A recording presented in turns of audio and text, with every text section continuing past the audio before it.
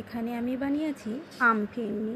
তার জন্য 2-3 ঘন্টা আগে আমি 1 মুঠ গোবিন্দভোগ চাল জলে ভিজিয়ে রেখেছি। আর নিয়েছি 2টো পাকা আম আর কিছু কাজু বাদাম। এখানে কাজু বাদামগুলো আমি ঘিতে হালকা ভেজে তুলে রাখবো।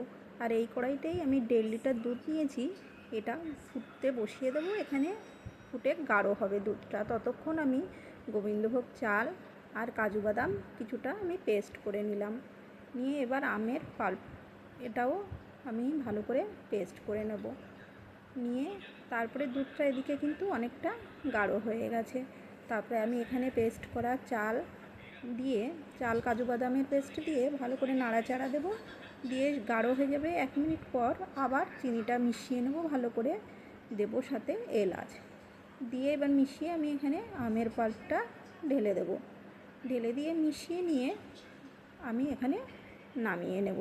নামিয়ে ঠান্ডা করে, এটা আমি সকালে বানিয়েছি, সারা দুপুর এটা ফ্রিজে ছিল। আমি এখানে বিকালে ভোগে লাগিয়েছি আম ফিরনি, উপরে কিছু ড্রাই ফ্রুট ছড়িয়ে দিয়ে। এটা ঠান্ডা হলে খুবই ভালো লাগে। হরে কৃষ্ণ, নমস্কার।